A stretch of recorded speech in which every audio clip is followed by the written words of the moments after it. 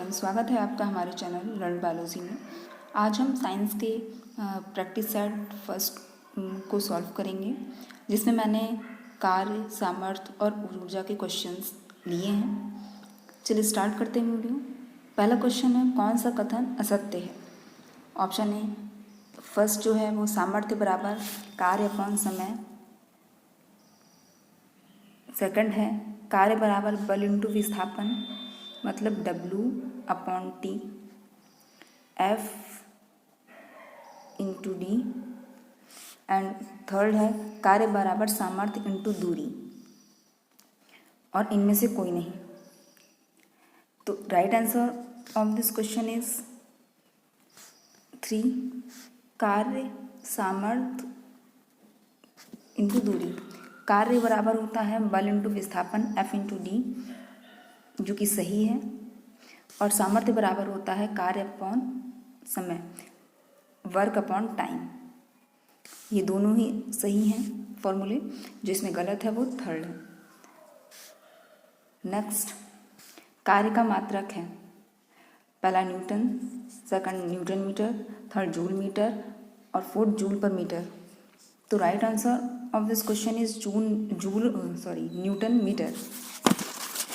Formula कार्य का होता है W बराबर F इंटू टी। इसको हम न्यूटन में, इसकी यूनिट जो होती है वो न्यूटन होती है, न्यूटन में लिखते हैं, इसे हम मीटर में लिखते हैं।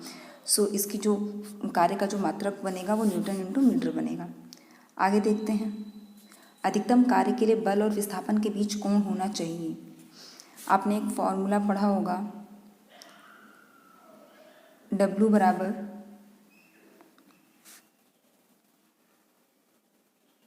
FD cos theta. इस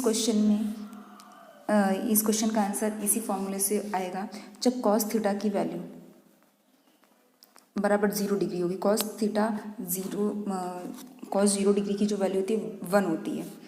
इन्होंने पूछा है कि अधिकतम कार्य के लिए बल और विस्थापन के बीच कोण होना चाहिए, मतलब जो बल और विस्थापन के बीच जो कोण होना चाहिए वो कितना होना चाहिए। अगर हम थीटा की जगह पे 1 प्लेस करेंगे तो हमारी जो इक्वेशन होगी वो कुछ बनेगी।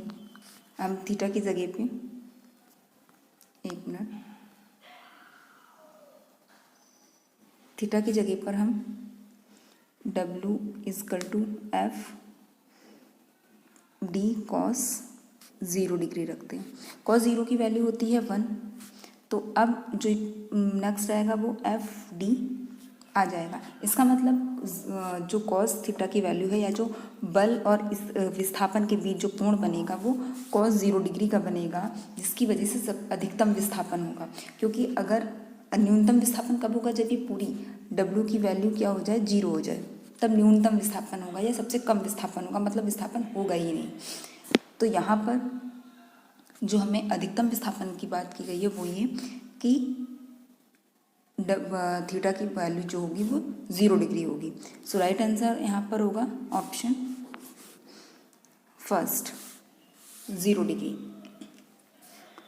आगे देखते हैं, बल द्वारा किसी वस्तु के विस्थापन में किया गया कार्य शून्य होगा।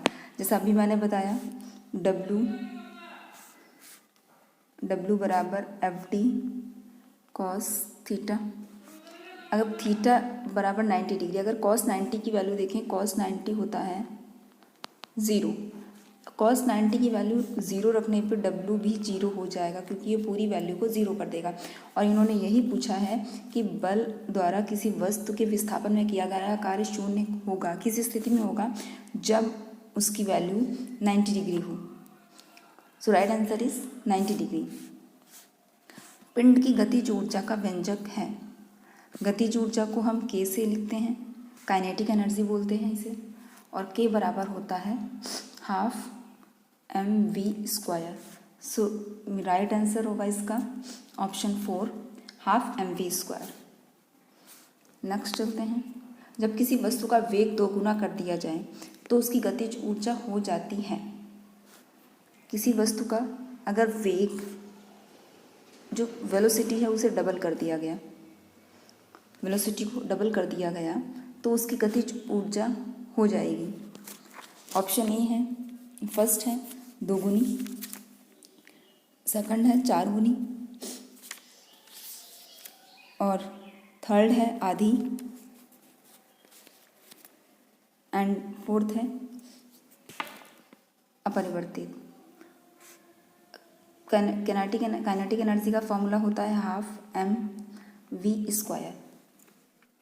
इसमें v की वैल्यू पुट करेंगे आप, v बराबर 2 का स्क्वायर करने पे 4 आ जाएगा, मतलब काइनेटिक एनर्जी 4 गुनी हो जाएगी। राइट आंसर क्या है? 4। मतलब जब किसी वस्तु का वेग 2 गुना कर दिया जाएगा तो उसकी गतिज ऊर्जा 4 गुनी हो जाएगी, क्योंकि गतिज ऊर्जा डायरेक्टली प्रोपोर्शनल होती है v² के। नेक्स्ट, पिंड का संवेग 2 गुना करने पर गतिज ऊर्जा हो जाएगी 2 गुना, चौथाई, 4 गुना या आधी। तो राइट आंसर होगा इस क्वेश्चन का थर्ड, 4 गुनी। 1 मिनट, 4 गुनी। एक रिलेशन होता है काइनेटिक एनर्जी और संवेग के बीच में, K = p² / 2m, जो कि काइनेटिक एनर्जी K = 12mv² से ही लाया गया है, डिराइव किया गया है। यहाँ पर इन्होंने बोला p बराबर 2 करने पे, मतलब 2 गुना करने पे हम जब 2 गुना कर देंगे तो काइनेटिक एनर्जी क्या होगी? K is directly proportional to p²। So आप देख रहे हैं, इसको डबल करेंगे तो ये हो जाएगा 4। तो K की वैल्यू जो है K होगा 4, मतलब K जो हो जाएगा, काइनेटिक एनर्जी जो होगी वो 4 गुनी हो जाएगी। आगे देखते हैं। नेक्स्ट, 1 किलोवाट बराबर है 1.34 अश्व सामर्थ्य के, ये समर्थ है। 10 अश्व सामर्थ्य के, 746 अश्व सामर्थ्य के। अश्व सामर्थ्य को इंग्लिश में कहते हैं हॉर्स पावर। ये भी एनर्जी की यूनिट होती है जो बड़ी बड़ी मशीनों में यूज़ में लाई जाती है। तो right answer of this question is 1.34 अश्व सामर्थ्य, जो 1 किलोवाट बराबर होता है 1.34 अश्व सामर्थ्य। अगर किलोवाट को वॉट में पूछें तो 1 किलोवाट बराबर होता है 10⁻³ वॉट। 1 अश्व शक्ति बराबर 1 हॉर्स पावर बराबर होता है 746 वॉट। सो तीनों ही यूनिट इम्पॉर्टेंट हैं, याद करके रखिएगा इन तीनों को। तो ये थे कुछ अच्छे इम्पॉर्टेंट क्वेश्चंस जो एग्ज़ाम में पूछे गए हैं, अब तक आने के चांसेस भी हैं। तो कैसा लगा ये प्रैक्टिस सेट फर्स्ट ज़रूर बताइएगा। मिलते हैं नेक्स्ट वीडियो में।